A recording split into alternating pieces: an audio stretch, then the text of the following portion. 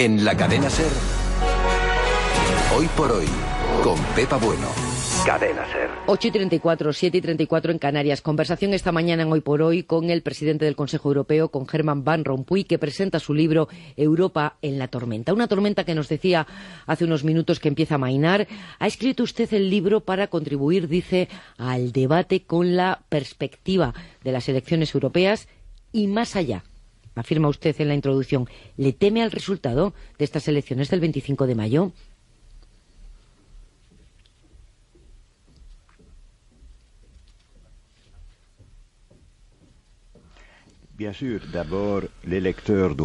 Por supuesto, los electores tienen que hablar en primer lugar. No podemos hablar en su nombre, así que vamos a esperar a los resultados de las elecciones del 25 de mayo. Pero según todos los indicadores que tenemos, por supuesto, habrá una mayoría que es muy proeuropea entre los grandes partidos, pero a la vez también habrá una minoría más fuerte que nunca de gente que va a emitir un voto negativo, digamos, gente de todo tipo, de derechas, de extrema derecha, de izquierdas, de extrema izquierda. No es un club homogéneo,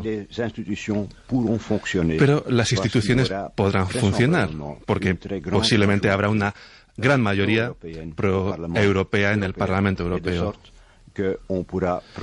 Y así podremos proceder y elegir a un presidente de la Comisión Europea y, pues funcionar, como acabo de decir, hacer que funcionen las instituciones de una manera normal. Señor Van Rompuy, muchos ciudadanos se sienten decepcionados, incluso los del sur, que han sido muy europeístas, se sienten decepcionados, incluso traicionados por una Europa que asimilan a la troika, esa especie de brigada financiera que impone reformas que han caído sobre los más débiles, o casi siempre sobre los más débiles. ¿No había otra manera de gestionar esta crisis?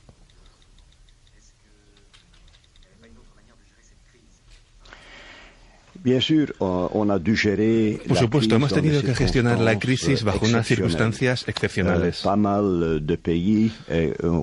Bastantes países, sabemos cuántos países, está Grecia, está Portugal, está Irlanda, no tenían acceso a los mercados financieros. Estos países podían caer y no han caído gracias a la Unión Europea. Y al hecho de que la Unión Europea ha dado a todos estos países, les ha dado ayuda, les ha ayudado para pasar este momento difícil. Ha sido un acto de solidaridad. Pero a la vez, por supuesto, había que corregir los errores del pasado. Y soy totalmente consciente de que estos esfuerzos han sido muy duros. Y que han sido esfuerzos muy pesados para algunas categorías de la población. Y son los Estados miembros, claro, los que son responsables en primer lugar de la calidad de esas medidas. Pero no había otra solución. Muchos países estaban a punto de caer y digo, les hemos ayudado, pero les hemos ayudado bajo unas condiciones.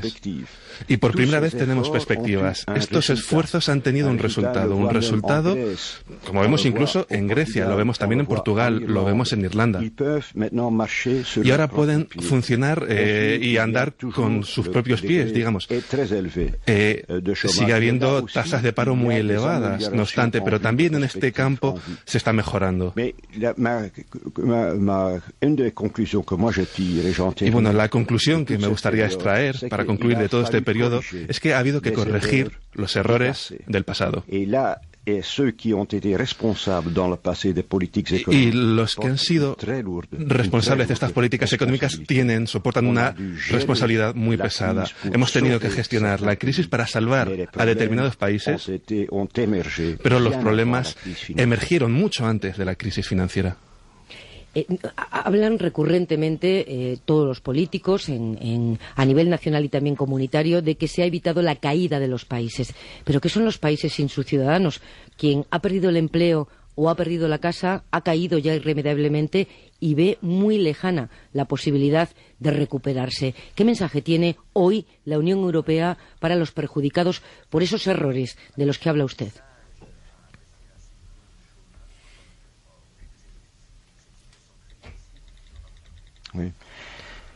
El mensaje es un mensaje bueno, sé que aquellos que han perdido su empleo están en una situación complicada, pero el mensaje es que hay perspectivas. Por primera vez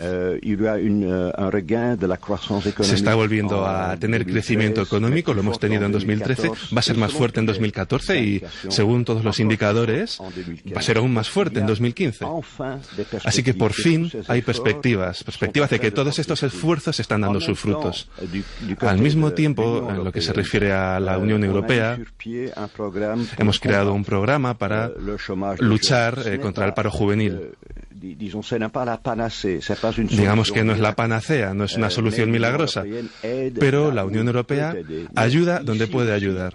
Pero aquí también los gobiernos nacionales tienen que adoptar medidas propias, autónomas. Tengo yo la experiencia en mi propio país.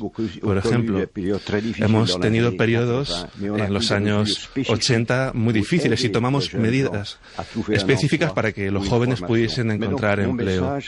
Por eso mi mensaje es un mensaje, por supuesto, entiendo los problemas. La Unión Europea como tal tiene una responsabilidad muy grande en esto. Son los errores del pasado, pero en último término hay esperanza y perspectivas y hay que seguir trabajando para restablecer la economía, para restablecer el empleo y para dar oportunidades a las generaciones futuras.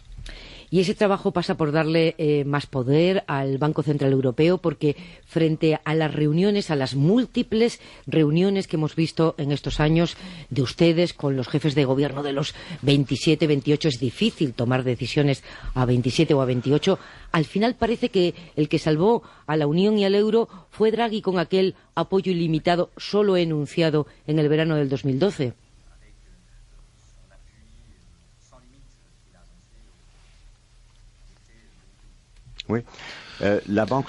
Sí, el Banco Central Europeo ha desempeñado un papel muy importante y me alegro, además, por ello. Pero el Banco Central Europeo también aparece en el libro. No ha podido actuar de forma determinante. No habría podido hacerlo si, desde el lado político, no hubiésemos demostrado también que estábamos listos para tomar decisiones importantes. Me acuerdo muy bien que en un periodo crucial, en el verano de 2012, el presidente Draghi llegó a mi oficina para hablarme de la decisión sobre la unión bancaria, para tener una vigilancia única para todos los bancos de la eurozona.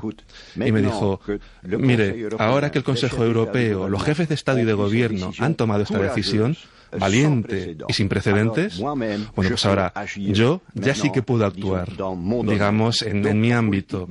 Así que la política monetaria siempre va de la mano de una política económica realizada por parte de los gobiernos que están reunidos en el Consejo Europeo. Así que el Banco Central Europeo no puede actuar solo. Por supuesto, tiene una responsabilidad propia, pero tiene que trabajar dentro de un contexto en el que todo el mundo colabora para dar una solución a la crisis. El 25 se vota. ¿Qué pasará el 26? ¿Están los europeos eligiendo entre Schulz y Juncker?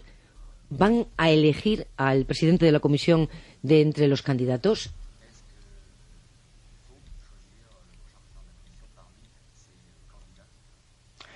El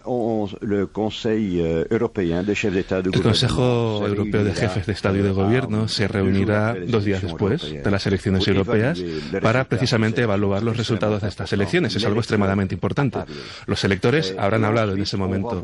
Y después vamos a ver cuáles tienen que ser las prioridades para la acción de la Unión Europea para los próximos 5 años.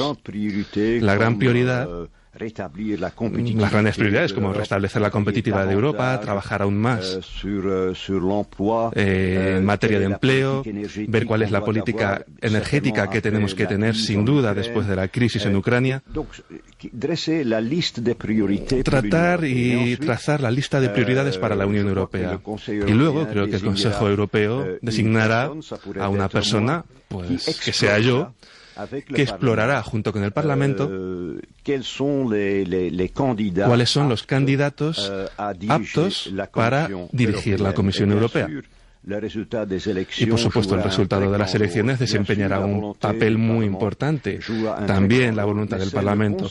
Pero es el Consejo Europeo el que propone al candidato. Y el Consejo Europeo debe encontrar en su seno también un acuerdo sobre el candidato a proponer. Y ese candidato ha de tener mayoría de 370 votos en el Parlamento Europeo.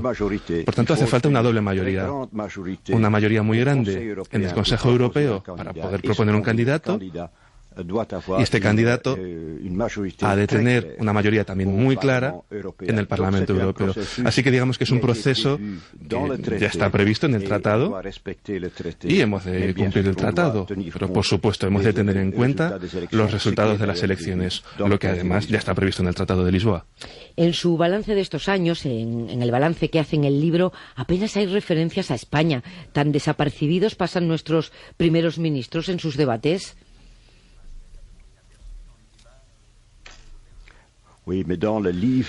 Sí, bueno, pero en el libro tampoco va a encontrar muchos nombres de líderes, casi ninguno, y tampoco descripciones de situaciones ocurridas en cada país.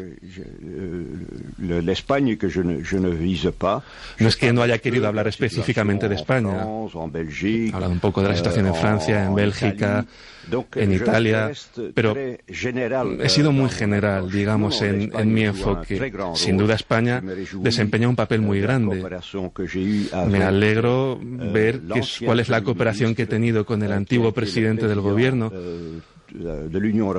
que fue presidente de turno de la Unión Europea. Yo pude trabajar con él y pues me alegro mucho de esa cooperación tan intensa también que tengo con el actual presidente del gobierno de España.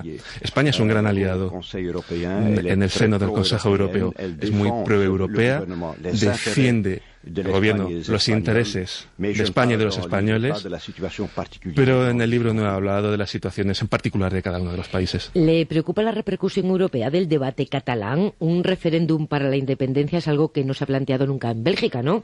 Y eso a pesar de que el partido más votado en Flandes, por ejemplo, es un partido considerado fuera secesionista.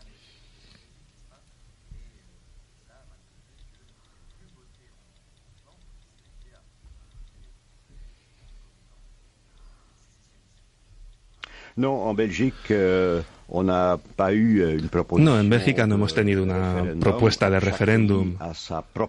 Cada país tiene su propia historia. Lo que sí que hemos hecho en mi país, como usted sabe, yo he sido muy activo en mi país como presidente de partido, viceprimer ministro, primer ministro. Lo que hemos hecho ha sido dar más federalismo. Partíamos de cero hace 40 años.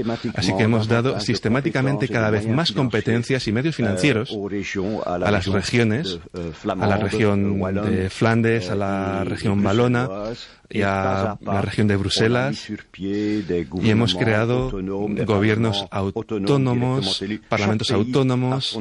Cada país tiene su historia, en definitiva, pero yo no quiero inmiscuirme en la situación española. Dije en un momento dado, cuando hablamos del referéndum, hablé en una rueda de prensa con el presidente del gobierno español y dijimos que si había una secesión, si había una parte del país que quería salir del país, este problema no sería solo para España. Puede ocurrir también este problema en otros países, pero bueno, ahí el tratado es muy claro. Habría que pedir de nuevo la adhesión a la Unión Europea. Sería una situación nueva. Espero, no obstante, que esto no se produzca ni en España ni, como digo, en otros países. Y que todo el mundo siga siendo, digamos, miembro de su país y que su país siga siendo miembro de la Unión Europea. Así que no me quiero poner en una situación de hipótesis, pero sobre todo tampoco quiero inmiscuirme en la política interna de España. Ahí los hombres y mujeres responsables en España tienen la responsabilidad principal al respecto. Europa en la tormenta, el libro que ha escrito el presidente del Consejo Europeo, el señor Van Rompuy, que se presenta hoy. Le agradecemos mucho que haya hablado para la radio en España, para la cadena SER. Buenos días. Muchas gracias.